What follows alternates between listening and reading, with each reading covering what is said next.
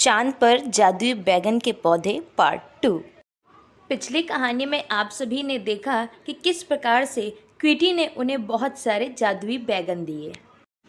उन जादुई बैगन को लेकर के श्याम उसी रास्ते से अपने घर आ जाता है और तीनों मज़े से उस भाटे का भरता बना करके खाते हैं।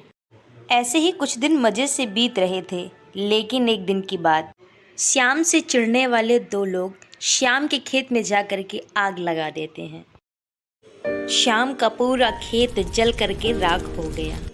श्याम इन सभी बातों से अनजान अपने परिवार के साथ दरबार कर रहा था। तभी श्याम के घर एक पड़ोसी आता है और श्याम को सारी बातें बताता है। अब क्या करें? अब तो हमारा सब कुछ जलकर बर्बाद हो गया है। चिंता क्यों करती हो? भगवान है ना हमारे साथ में। बिल्कुल चिंता मत करो, सब ठीक हो जाएगा।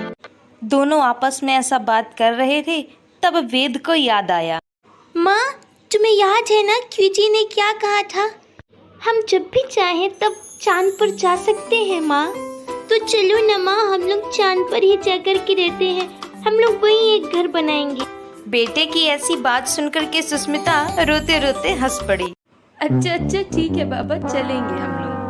वेद के ऐसा कहने पर श्याम को याद आया कि क्विटी ने एक मंत्र दिया था जिससे वह चांद पे जा सकते थे। फिर इसके बाद श्याम वह मंत्र पढ़ना शुरू कर देता है। ऐ मेरे जादुई चांद, ले चल मुझे अपने धाम। श्याम के ऐसा कहते ही वह जादुई दरवाज़ा सामने आ गया और उसी रास्ते से श्याम और उसका परिवार फिर से चांद की दुनिया में चले जाते हैं। वो सब पहले वही जगह जाते हैं जहां वो पहले गए हुए थे।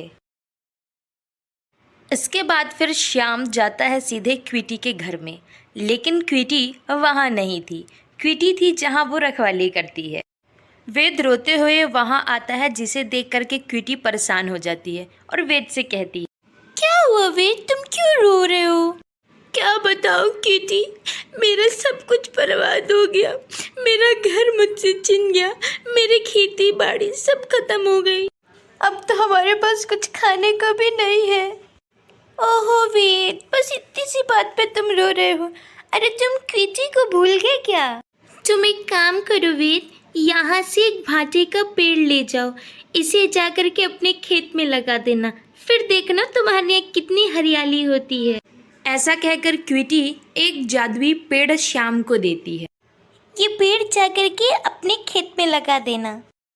जब श्याम ने वह पेड़ ला करके लगाया तो उसका पूरा खेत जगमगा उठा और फिर श्याम भी धीरे धीरे बड़ा आदमी बन गया।